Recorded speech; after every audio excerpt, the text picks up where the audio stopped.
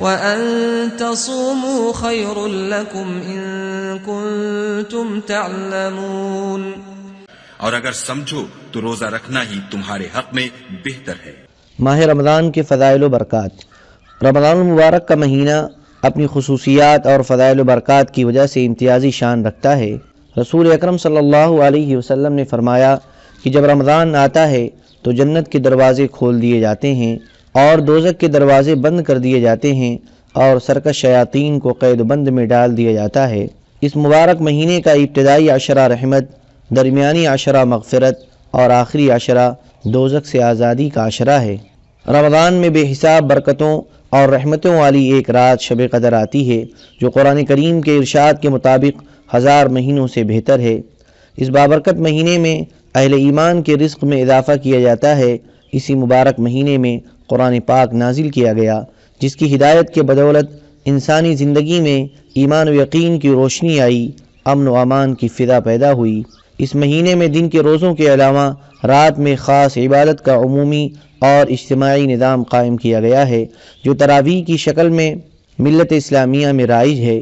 دن کے روزوں کے ساتھ رات کی تراویح کی برکات مل جانے سے اس مہینے کی نورانیت اور تاثیر میں نمایاں اضافہ ہو جاتا ہے، جس کو اپنے ادراک و شعور اور احساس کے مطابق ہر بندہ محسوس کرتا ہے جو ان باتوں سے کچھ بھی تعلق اور مناسبت رکھتا ہے اور جس کے دل میں ایمان و یقین کی ہلکی سی بھی روشنی موجود ہوتی ہے۔ حدیث شریف میں آیا ہے کہ رمضان کے دنوں میں روزے فرض کیے گئے ہیں اور راتوں میں تراویح کو سنت قرار دیا گیا ہے۔ نیز اس ماہ کی ہر شب میں اللہ تعالیٰ کی طرف سے ایک منادی اعلان کرتا ہے، اے خیر کے طلب کرنے والے، بھلائی کے کام کی طرف آگے بڑھو، اور اے برائی کے چاہنے والوں، اپنی برائیوں سے باز آ جاؤ۔ روزہ کا اجر و ثواب۔ رسول اکرم صلی اللہ علیہ وسلم نے روزہ کی فضیلت اور اس کی قدر و اہمیت بیان کرتے ہوئے ارشاد فرمایا، آدمی کے ہر اچھے عمل کا ثواب روزہ کے نتیجے میں 700 گنا تک بڑھا دیا جاتا ہے۔ حق تعالیٰ شانہ کا ارشاد ہے کہ روزہ عام قاعدہ اور اصول سے بالا تر ہے۔ دراصل بندے کی طرف سے یہ میرے لیے ایک تحفہ ہے، میں اعزاز و اکرام کے ساتھ اس کا اجر و ثواب خود عطا کروں گا۔ میرا بندہ میری رضا کی خاطر اپنی خواہش نفس ترک کر دیتا ہے اور اپنا کھانا پینا چھوڑ دیتا ہے، لہذا میں خود اپنی مرضی کے مطابق اس کی نفس کشی اور پرخلوص قربانی کا صلہ دوں گا۔ روزے دار کے لیے 2 طرح کی مسرتیں ہیں، ایک افطار کے وقت کی مسرت، دوسری جب وہ اپنے مالک و مولا کے حضور میں باریابی کا شرف حاصل کرے گا۔ روزے دار کے منہ کی بو اللہ کے نزدیک مشک کی خوشبو سے بھی زیادہ پسندیدہ ہے، یعنی انسانوں کے لیے مشک کی خوشبو جس قدر عمدہ ہے، اللہ تعالیٰ کے نزدیک روزے دار کے منہ کی بو اس سے بھی زیادہ پیاری ہے۔ روزہ دنیا میں نفس و شیطان کے شدید حملوں سے بچاؤ کے لیے اور آخرت میں جہنم کی ہولناکیوں سے تحفظ کے لیے ایک مؤثر ذریعہ اور ایک مضبوط ڈھال ہے۔ جب تم میں سے کسی کا روزہ ہو تو اسے چاہیے کہ بیہودہ گوئی اور فحش باتوں سے بچا رہے، شور و شغب نہ کرے، لہذا اگر کوئی دوسرا آدمی اس سے جھگڑا کرے یا گالی گلوچ پر اتر آئے تو کہہ دے کہ میں روزہ دار ہوں۔ رمضان المبارک کے روزے رکھنا اسلام کا تیسرا فرض ہے۔ جو شخص اس کے فرض ہونے کا انکار کرے وہ مسلمان نہیں رہتا، اور جو اس اہم فرض کو ادا نہ کرے وہ سخت گنہگار اور فاسق ہے۔ رؤیت ہلال۔ اگر مطلع صاف ہو تو رمضان اور عید کے موقع پر بہت سے لوگوں کا چاند دیکھنا ضروری ہے، 1 یا 2 کی شہادت معتبر نہیں ہوگی، اور اگر مطلع صاف نہیں ہے تو رمضان کے چاند کے متعلق ایک مسلمان کا خبر دینا بھی کافی ہے، خواہ وہ مرد ہو یا عورت، بشرطے کہ فسق میں مبتلا نہ ہو۔ عید کے چاند کے لیے 2 مرد یا 1 مرد اور 2 عورتیں چاند دیکھنے کی گواہی دیں کہ ہم نے چاند دیکھا ہے۔ یہاں بھی ضروری ہے کہ وہ سب عادل ہوں، فاسق و بدکار نہ ہوں تو چاند مان لیا جائے گا۔ چاند کے ثابت ہونے میں جنتری کا اعتبار نہیں، چاند کے سلسلے میں تار، ٹیلی فون اور ریڈیو کی خبر بھی مقامی ذمہ دار مفتی کی تصدیق کے بغیر معتبر نہیں۔ روزے کی نیت۔ روزہ کہتے ہیں دل سے قصد و ارادہ کرنے کو، خواہ زبان سے کچھ کہے یا نہ کہے۔ روزے کے لیے نیت شرط ہے، اگر روزے کا ارادہ نہ کیا ہو اور تمام دن کچھ کھایا پیا بھی نہیں تو روزہ نہ ہوگا۔ رمضان کے روزے کی نیت رات سے کر لینا بہتر ہے۔ رات میں اگر نیت نہ کی ہو تو زوال سے تقریباً 1.5 گھنٹہ پہلے تک دن میں نیت کر سکتا ہے، بشرطے کہ کچھ کھایا پیا نہ ہو۔ وہ چیزیں جن سے روزہ ٹوٹ جاتا ہے۔ نمبر 1، کان اور ناک میں دوا ڈالنا۔ نمبر 2، قصداً اپنے اختیار سے منہ بھر قے کرنا۔ نمبر 3، روزہ یاد رہتے ہوئے کلی کرتے وقت حلق میں پانی چلا جانا۔ نمبر 4، عورت یا کسی مرد کو چھونے وغیرہ سے انزال ہو جانا۔ نمبر 5، کوئی ایسی چیز نکل جانا جو عادتاً کھائی نہیں جاتی، جیسے لکڑی، لوہا اور کچے گیہوں کا دانہ وغیرہ۔ نمبر 6، لوبان یا عود وغیرہ کا دھواں قصداً ناک یا حلق میں پہنچانا، بیڑی، سگریٹ اور حقہ پینا۔ نمبر 7، بھول کر کھا پی لینا، یاد آنے پر یہ خیال کیا کہ اب تو روزہ جاتا رہا، پھر قصداً کھا پی لیا۔ نمبر 8، رات سمجھ کر صبح صادق کے بعد سحری کھا لی۔ نمبر 9، دن باقی تھا مگر غلطی سے یہ سمجھ کر کہ آفتاب غروب ہو گیا ہے افطار کر لیا۔ ان سب چیزوں سے روزہ ٹوٹ جاتا ہے مگر صرف قضا واجب ہوتی ہے، کفارہ واجب نہیں۔ نمبر 10، جان بوجھ کر بیوی سے صحبت کرنے یا کھانے پینے سے روزہ ٹوٹ جاتا ہے۔ اس صورت میں قضا بھی لازم آتی ہے اور کفارہ بھی۔ کفارہ یہ ہے کہ 60 روزے متواتر رکھے، بیچ میں ناغہ نہ ہو۔ اگر ناغہ ہو گیا تو پھر سے متواتر 60 روزے پورے کرنے پڑیں گے، اور اگر روزے کی طاقت نہیں تو پھر 60 مسکینوں کو دونوں وقت پیٹ بھر کر کھانا کھلا دے۔ وہ چیزیں جن سے روزہ نہیں ٹوٹتا مگر مکروہ ہو جاتا ہے۔ نمبر 1، بلا ضرورت کسی چیز کو چبانا یا نمک وغیرہ چکھ کر تھوک دینا، ٹوتھ پیسٹ یا منجن یا کوئلے سے دانت صاف کرنا، ان سب صورتوں میں روزہ مکروہ ہو جاتا ہے۔ نمبر 2، تمام دن حالت جنابت میں بغیر غسل کیے رہنا۔ نمبر 3، فسد کرانا یا کسی مریض کے لیے اپنا خون دینا۔ نمبر 4، غیبت یعنی کسی کے عدم موجودگی میں اس کی برائی کرنا جو ہر حال میں حرام ہے، روزہ میں اس کا گناہ اور بڑھ جاتا ہے۔ نمبر 5، روزہ میں لڑنا جھگڑنا، گالی دینا، خواہ انسان کو دی جائے یا کسی جانور کو یا بے جان کو، ان سب چیزوں سے روزہ مکروہ ہو جاتا ہے۔ وہ چیزیں جن سے نہ روزہ ٹوٹتا ہے اور نہ مکروہ ہوتا ہے۔ نمبر 1، مسواک کرنا۔ نمبر 2، سر یا مونچھوں میں تیل لگانا۔ نمبر 3، آنکھ میں دوا یا سرما ڈالنا۔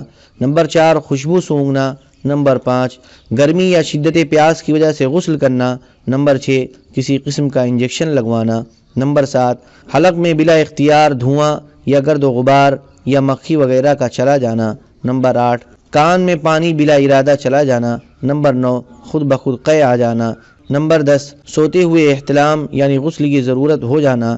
نمبر 11، اگر خواب میں یا صحبت کرنے کی وجہ سے غسل کی ضرورت پیش آ گئی اور صبح صادق ہونے سے پہلے غسل نہ کیا ہو اور اسی حالت میں روزے کی نیت کر لی تو روزے میں کوئی خلل واقع نہ ہوگا۔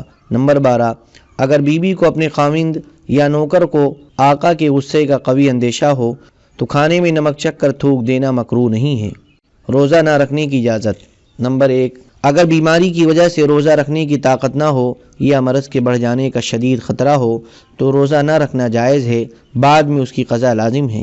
نمبر 2، اگر عورت حمل سے ہے اور روزہ رکھنے میں بچہ کو یا اپنی جان کو نقصان پہنچنے کا اندیشہ ہو تو روزہ نہ رکھے، بعد میں قضا کرے۔ نمبر 3، جو عورت اپنے یا کسی غیر کے بچے کو دودھ پلاتی ہے اور روزے سے دودھ کم ہو جاتا ہے اور بچے کو تکلیف پہنچتی ہے تو روزہ نہ رکھے، بعد میں قضا کرے۔ نمبر 4، شرعی مسافر جو کم از کم 48 میل تقریباً 77 کلومیٹر سفر کی نیت کر کے گھر سے نکلا ہو، اس کے لیے اجازت ہے کہ روزہ نہ رکھے، لیکن اگر سفر میں کوئی تکلیف یا دقت نہ ہو تو افضل یہ ہے کہ روزہ رکھ لے، اور اگر خود کو یا ساتھیوں کو تکلیف ہو تو پھر روزہ نہ رکھنا افضل ہے۔ نمبر 5، اگر روزے کی حالت میں سفر شروع کیا تو اب روزے کا پورا کرنا ضروری ہے۔ کوئی شخص سفر میں تھا، بغیر روزے کے تھا اور افطار سے پہلے کسی بھی وقت گھر پہنچ گیا تو اب اسے چاہیے کہ افطار تک روزے کے احترام میں کھانے پینے سے احتراز کرے، اور اگر صبح صادق کے بعد سے کچھ کھایا پیا بھی نہیں کہ سفر سے آ گیا اور ایسے وقت میں آیا جس میں روزے کی نیت ہو سکتی ہے، یعنی زوال سے 1.5 گھنٹہ پہلے، تو اس پر لازم ہے کہ روزے کی نیت کرے اور روزہ رکھے۔ نمبر 6، اگر کسی کو قتل کی دھمکی دے کر روزہ توڑنے پر مجبور کیا جائے تو اس کے لیے روزہ توڑ دینا جائز ہے، پھر قضا کرے۔ نمبر 7، اگر بیماری یا بھوک پیاس کا اتنا غلبہ ہو جائے کہ جان کا خطرہ لاحق ہو جائے تو روزہ توڑ دینا نہ صرف یہ کہ جائز ہے بلکہ واجب ہے، البتہ اس کی قضا لازم ہوگی، کفارہ واجب نہیں۔ نمبر 8، عورت کے لیے ایام حیض میں اور بچے کی پیدائش کے بعد جو خون نفاس آتا ہے اس کے دوران روزہ رکھنا جائز نہیں، ان دنوں میں روزہ نہ رکھے، بعد میں قضا کرے۔ نمبر 9، بیمار، مسافر اور حیض و نفاس والی عورت کے لیے رمضان میں روزے نہ رکھنا اور کھانا پینا جائز ہے۔ لیکن رمضان المبارک کے احترام کی وجہ سے ان کے لیے لازم ہے کہ سب کے سامنے کھانے پینے سے احتراز کریں۔ روزے کی قضا۔ نمبر 1، کسی عذر سے روزہ قضا ہو گیا تو جب عذر جاتا رہے جلد قضا کر لینا چاہیے۔ زندگی کا کچھ بھروسہ نہیں، کیا معلوم کس وقت موت آ جائے۔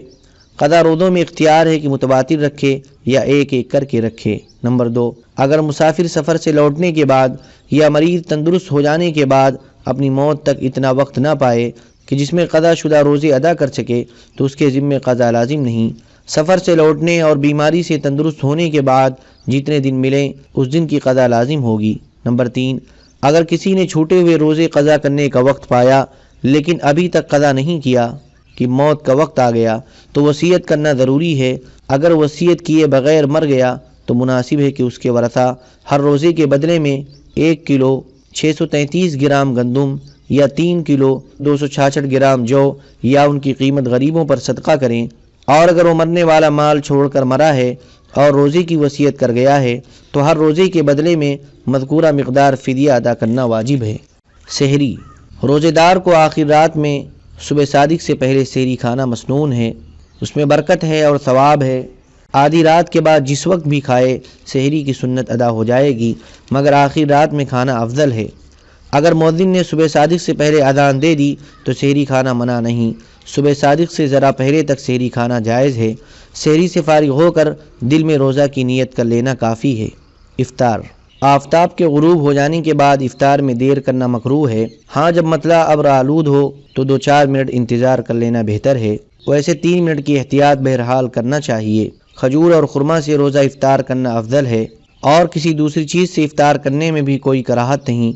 اگر کسی دوسرے کی دی ہوئی چیز سے افطار کرے تو اس سے ثواب کم نہ ہوگا، البتہ اگر یہ چیز حرام یا مشتبہ ہو تو اسے ہرگز قبول نہ کیا جائے۔ اگر روزہ افطار کرنے اور کھانے پینے کی وجہ سے مغرب کی نماز و جماعت میں 10 منٹ کی تاخیر کر دی جائے تو کوئی مضائقہ نہیں۔ افطار کے وقت یہ دعا مسنون ہے: اللہم لک صمت وعلی رزقک افطرت، اور افطار کے بعد یہ دعا پڑھے: ذہب الظمأ وابتلت العروق وثبت الاجر انشاء اللہ۔ تراویح۔ نمبر 1، رمضان المبارک میں عشاء کے فرض اور سنت کے بعد 20 رکعت تراویح پڑھنا سنت موقدہ ہے۔ نمبر 2، تراویح کی جماعت سنت موقدہ علی الکفایہ ہے۔ اگر محلے کی مسجد میں جماعت ہوتی ہو اور کوئی شخص علیحدہ اپنے گھر میں تراویح پڑھ لے تو جائز ہے، مگر مسجد کی جماعت کے ثواب سے محروم رہے گا۔ اور اگر محلے کی مسجد میں باجماعت تراویح کسی نے نہ پڑھی تو سارے محلے والے ترک سنت کے مرتکب ہو جانے کی وجہ سے گنہگار ہوں گے۔ نمبر 3، تراویح میں ایک بار قرآن کریم ختم کرنا سنت ہے۔ تراویح پڑھانے کے لیے اگر حافظ قرآن نہ ملے یا ملے مگر بلا اجرت نہ سنائے تو چھوٹی صورتوں سے مثلاً الم تری کیف سے نماز تراویح ادا کریں۔ اجرت دے کر قرآن پاک نہ سنیں، کیونکہ قرآن پاک سنانے پر اجرت دینا اور لینا دونوں حرام ہیں۔ سامع کے لیے بھی اجرت لینا جائز نہیں۔ اجرت پر قرآن کریم سنانے سے نہ تو امام کو ثواب ملتا ہے نہ مقتدیوں کو ثواب ملتا ہے۔ نمبر 4، اگر ایک حافظ ایک مسجد میں 20 رکعت تراویح پڑھ چکا ہے تو اس کو دوسری مسجد میں اسی رات میں تراویح پڑھانا درست نہیں۔ نمبر 5، اگر تراویح میں 2 رکعت پر بیٹھنا بھول گیا اور پوری 4 رکعت پر سلام پھیرا تو صرف آخری 2 رکعتیں تراویح میں شمار ہوں گی اور شروع میں پڑھی ہوئی 2 رکعتیں اور ان میں پڑھا ہوا قرآن پاک لوٹایا جائے گا۔ لیکن اگر 2 رکعت پر اعادہ کیا یعنی بیٹھا تو 4 رکعتیں تراویح میں شمار ہوں گی، اعادہ کی ضرورت نہیں۔ نمبر 6، جس شخص کی تراویح کی 2-4 رکعتیں رہ گئی ہوں اور امام نے نماز وطر پڑھانی شروع کر دی ہو تو اس کو چاہیے کہ امام کے ساتھ وطر کی جماعت میں شامل ہو جائے اور چھٹی ہوئی تراویح بعد میں پوری کرے۔ نمبر 7، جس شخص کو عشاء کی نماز با جماعت نہ ملی ہو بلکہ تنہا پڑھی ہو وہ امام کے ساتھ وطر با جماعت پڑھ سکتا ہے۔ نمبر 8، جس نے تراویح کی نماز جماعت سے نہیں پڑھی اسے وطر کی جماعت میں شریک نہ ہونا چاہیے بلکہ اپنی تراویح کے بعد وطر پڑھنی چاہیے، لیکن اگر جماعت میں شریک ہو گیا تو اس کی نماز وطر ہو گئی، لوٹانے کی ضرورت نہیں۔ نمبر 9، قرآن پاک کو اس قدر تیز پڑھنا کہ حروف کٹ جائیں سخت گناہ ہے، اس صورت میں نہ امام کو ثواب ملے گا اور نہ مقتدیوں کو۔ نمبر 10، اس قدر زیادہ قرات کرنا کہ مقتدیوں کو تکلیف ہو مکروہ ہے، 3 دن سے کم میں قرآن کریم ختم کرنا اچھا نہیں۔ نمبر 11، نابالغ کو تراویح میں امام بنانا جائز نہیں ہے۔ اعتکاف۔ رمضان المبارک اور بالخصوص اس کے آخری عشرے کے اعمال میں سے ایک عمل اعتکاف بھی ہے، اعتکاف کی حقیقت یہ ہے کہ ہر طرف سے ایک سو ہو کر مسجد میں رہے اور خدا کی عبادت اور اس کے ذکر میں لگا رہے۔ اعتکاف کی نیت کر کے مسجد میں داخل ہو اور سوائے ایسی حاجات ضروریہ کے جو مسجد میں پوری نہ ہو سکیں، جیسے پیشاب، پاخانہ کی ضرورت، غسل واجب یا وضو کی ضرورت، مسجد سے باہر نہ جائے۔ نمبر 2، رمضان کے آخری عشرے میں اعتکاف کرنا سنت موقدہ علی الکفایہ ہے، یعنی اگر بڑے شہر کے ہر محلے میں اور چھوٹے دیہات کی ہر بستی میں کوئی بھی اعتکاف نہ کرے تو سب پر ترک سنت کا وبال رہے گا، اور اگر کوئی ایک بھی محلے میں اعتکاف کر لے تو سب کی طرف سے سنت ادا ہو جائے گی۔ نمبر 3، اعتکاف میں کوئی خاص عبادت متعین نہیں، نماز، تلاوت کلام پاک، دینی کتابوں کا پڑھنا یا ذکر اللہ کرنا، غرض جو عبادت بھی چاہے کرتا رہے۔ نمبر 4، جس مسجد میں اعتکاف کیا گیا ہے اگر اس میں جمعہ نہیں ہوتا تو نماز جمعہ کے لیے اندازہ کر کے ایسے وقت مسجد سے نکلے کہ جامع مسجد میں پہنچ کر سنتیں ادا کرنے کے بعد خطبہ سن سکے۔ اگر اس سے کچھ پہلے مسجد میں چلا گیا تو بھی اعتکاف میں خلل نہ پڑے گا۔ نمبر 4، اگر بلا ضرورت طبعی و شرعی تھوڑی دیر کے لیے بھی مسجد سے باہر چلا جائے گا تو اعتکاف جاتا رہے گا، خواہ جان بوجھ کر نکلے یا بھول کر۔ اس صورت میں اعتکاف کی قضا کر لینا بہتر ہے۔ نمبر 5، اگر آخری عشرے کا اعتکاف کرنا ہو تو اعتکاف کی نیت سے 20 تاریخ کو غروب آفتاب سے پہلے مسجد میں داخل ہو اور جب عید کا چاند نظر آئے تب اعتکاف سے باہر نکلے۔ نمبر 6، غسل جمعہ یا محض گرمی سے پریشان ہو کر غسل کے واسطے مسجد سے باہر نکلنا معتکف کے لیے جائز نہیں۔ نمبر 7، معتکف کو لڑائی جھگڑے اور فضول باتوں سے بچنا چاہیے، مسجد کے احترام کے خلاف بھی کوئی کام نہ کرنا چاہیے۔ شب قدر، چونکہ اس امت کی عمریں بنسبت پہلی امتوں کے کم ہیں، اس لیے حق تعالیٰ نے اپنے فضل و کرم سے ایک رات ایسی عنایت فرمائی ہے کہ جس میں عبادت کرنے کا ثواب 1000 مہینے کی عبادت سے بھی زیادہ ہے، لیکن اس رات کے تعین کو پوشیدہ رکھا گیا ہے تاکہ لوگ اس کو تلاش کریں اور بے حساب ثواب حاصل کریں۔ اس کے لیے کوئی رات متعین نہیں۔ رمضان المبارک کے آخری عشرے کی طاق راتوں میں شب قدر آنے کا زیادہ امکان ہے، یعنی 21ویں، 23ویں، 25ویں، 27ویں اور 29ویں۔ 27ویں شب میں اولیاء اللہ نے اسے پایا ہے۔ ان راتوں میں بہت محنت سے عبادت اور توبہ و استغفار اور دعا میں مشغول رہنا چاہیے۔ اگر تمام رات جاگنے کی طاقت نہ ہو تو جس قدر ہو سکے جاگے اور نفل نماز، دعا، تلاوت قرآن کریم یا ذکر و تسبیح میں مشغول رہے، اور کچھ نہ ہو سکے تو عشاء اور صبح کی نماز جماعت سے ادا کرنے کا اہتمام کرے۔ حدیث پاک میں آیا ہے کہ یہ اہتمام بھی رات بھر جاگنے کے حکم میں ہو جاتا ہے۔ ان راتوں کو صرف جلسوں اور تقریروں میں صرف کر کے سو جانا بہت بڑی محرومی کی بات ہے۔ تقریریں ہر رات ہو سکتی ہیں، مگر شب قدر کی عبادت کا یہ موقع بار بار ہاتھ نہیں آئے گا۔ البتہ جو لوگ رات بھر جاگ کر عبادت کرنے کی ہمت رکھتے ہیں وہ شروع میں کچھ وعظ و نصیحت سن لیں، پھر نوافل اور دعا میں لگ جائیں تو درست ہے۔ شب قدر کی خاص دعا ہے، اللہم انک عفو تحب العفو فاعف عنی۔ صدقہ فطر، صدقہ فطر ہر اس شخص پر واجب ہے جس کے پاس ضروریات زندگی کے علاوہ 612 گرام 360 ملی گرام چاندی یا 87.5 گرام سونا یا اس کی قیمت کے بقدر رقم ہو، یا حوائج اصلیہ سے زائد ایسی چیزیں موجود ہوں جن کی قیمت بقدر نصاب ہو، خواہ وہ چیزیں تجارت کے لیے نہ ہوں، جیسے رہائش کے مکان سے زائد مکان، گھر کے مصارف کے بقدر کاشتکاری کی زمین سے زائد زمین، ضرورت کے کپڑوں اور برتنوں سے زائد کپڑے اور برتن وغیرہ۔ نمبر 2، صدقہ فطر کے نصاب پر سال کا گزرنا شرط نہیں ہے، بلکہ عید الفطر کے روز بقدر نصاب مالیت کا ہونا صدقہ فطر کے وجوب کے لیے کافی ہے۔ نمبر 3، جس کے پاس نصاب مذکور کے بقدر مال ہو وہ اپنی طرف سے اور اپنی نابالغ اولاد کی طرف سے صدقہ فطر ادا کرے۔ نمبر 4، ایک آدمی کا صدقہ فطر 1 کلو 633 گرام گندم یا 3 کلو 266 گرام جو یا ان کی قیمت ہے۔ نمبر 5، رمضان کی آخری تاریخ میں یا یکم شوال کی صبح صادق سے پہلے پیدا ہونے والے بچے کا صدقہ فطر دینا بھی لازم ہے۔ نمبر 6، صدقہ فطر انہی لوگوں کو دیا جا سکتا ہے جن کو زکوٰۃ دینا جائز ہے، البتہ زکوٰۃ کافر کو نہیں دی جا سکتی اور صدقہ فطر دیا جا سکتا ہے۔ نمبر 7، صدقہ فطر صبح سویرے نماز عید کے لیے جانے سے پہلے دے دیا جائے، اگر پہلے نہیں دیا تاخیر کر دی تب بھی یہ ساقط نہیں ہوگا، بعد میں ادا کرنا ضروری ہے۔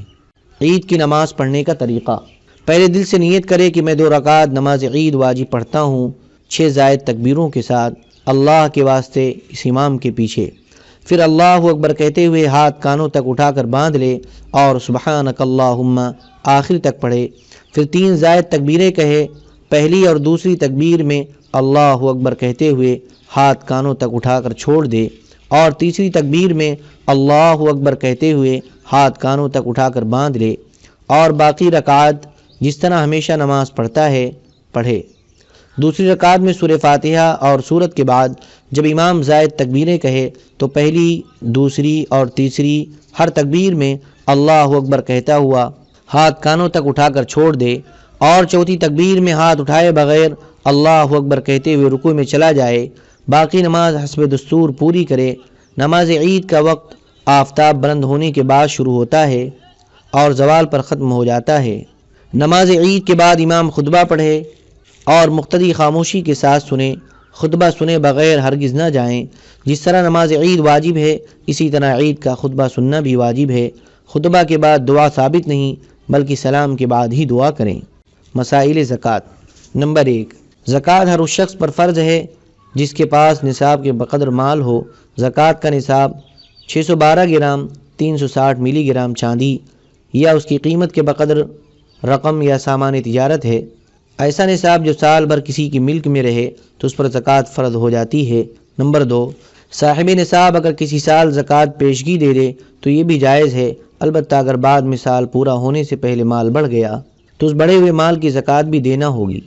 نمبر 3، جس قدر مال ہے اس کا 40واں حصہ دینا فرض ہے، یعنی 2.5% سونے چاندی یا جس مال تجارت پر زکوٰۃ فرض ہے اس کا 40واں حصہ دینا بھی صحیح ہے، اور 40ویں حصے کی قیمت ادا کرنا بھی جائز ہے، مگر قیمت خرید نہ لگے گی بلکہ زکوٰۃ فرض ہونے کے وقت میں بازار میں جو قیمت ہوگی اس کا 40واں حصہ دینا ہوگا۔ نمبر 4، کسی فقیر کو اتنا مال دے دینا کہ جتنے مال پر زکوٰۃ فرض ہوتی ہے مکروہ ہے، لیکن اگر دے دیا تو زکوٰۃ ادا ہو جائے گی، اور اس سے کم دینا بغیر کسی کراہت کے جائز ہے۔ نمبر 5، مقروض کو اس کے قرضے کے بقدر یعنی جس سے اس کا قرضہ ادا ہو سکتا ہے دینا جائز ہے، قرضہ خواہ کتنا ہی ہو۔ نمبر 6، زکوٰۃ ادا ہونے کے لیے شرط ہے کہ جو رقم کسی مستحق زکوٰۃ کو دی جائے وہ اس کی کسی خدمت کے معاوضے میں نہ ہو بلکہ صرف اللہ کے لیے ہو۔ نمبر 7، زکوٰۃ کی ادائیگی کے لیے بھی شرط ہے کہ زکوٰۃ کی رقم مستحق زکوٰۃ کو مالکانہ طور پر دی جائے جس میں اس کو ہر طرح کا اختیار ہو، اس کے مالکانہ قبضے کے بغیر زکوٰۃ ادا نہ ہوگی۔ نمبر 8، کارخانوں اور مل وغیرہ کی مشینوں پر زکوٰۃ فرض نہیں، لیکن اس میں جو خام مال یا تیار شدہ مال ہے اس پر زکوٰۃ فرض ہے۔ نمبر 9، سونے چاندی کی ہر چیز پر زکوٰۃ فرض ہے، برتن حتیٰ کہ سچا گوٹا، ٹھپا، اصلی زری، چاہے کپڑوں میں لگی ہوئی ہو، سونے چاندی کے بٹن اور انگوٹھی پر بھی زکوٰۃ فرض ہے۔ نمبر 10، کسی کے پاس کچھ روپیہ، کچھ سونا، کچھ چاندی اور کچھ مال تجارت ہے مگر علیحدہ علیحدہ، ان میں سے کوئی بھی بقدر نصاب نہیں تو سب کو ملا کر دیکھیں گے۔ اگر مجموعہ کی قیمت 612 گرام 360 ملی گرام چاندی کی قیمت کے برابر ہو جائے تو زکوٰۃ فرض ہو جائے گی، اور اگر اس سے کم رہے تو پھر زکوٰۃ فرض نہیں۔ نصاب میں چاندی کا اعتبار کیا گیا ہے، اس میں غریبوں کا فائدہ ہے۔ نمبر 11، ملوں اور کمپنیوں کے شیئرز پر بھی زکوٰۃ فرض ہے، بشرطے کہ شیئرز کی قیمت بقدر نصاب ہو یا اس کے علاوہ دیگر مال مل کر شیئرز ہولڈر مالک نصاب بن جاتا ہو۔ البتہ کمپنیوں کے شیئرز کی قیمت میں جو مشینری اور مکان اور فرنیچر وغیرہ کی لاگت بھی شامل ہوتی ہے وہ زکوٰۃ سے مستثنیٰ ہوگی۔ اس لیے اگر کوئی شخص کمپنی سے دریافت کر کے جس قدر رقم اس کی مشینری و مکان و فرنیچر میں لگی ہو اس کو اپنے حصے کے مطابق شیئرز کی قیمت سے کم کر کے باقی کی زکوٰۃ دے تو یہ بھی جائز ہے۔ نمبر 12، سال کے ختم ہونے پر جب زکوٰۃ دینے لگے تو اس وقت شیئرز کی جو قیمت ہوگی وہی لگے گی۔ مثلا ابتدا سال میں 2000 روپے تھی اور سال ختم ہونے پر 2500 کی مالیت ہو گئی تو 2500 کی زکوٰۃ ادا کرنی ہوگی۔ نمبر 13، نابالغ کے مال پر زکوٰۃ فرض نہیں ہے۔ نمبر 14، سادات کو زکوٰۃ دینا جائز نہیں ہے، اگر کوئی سید ضرورت مند ہو تو زکوٰۃ سے ہٹ کر اس کی مدد کرنی چاہیے۔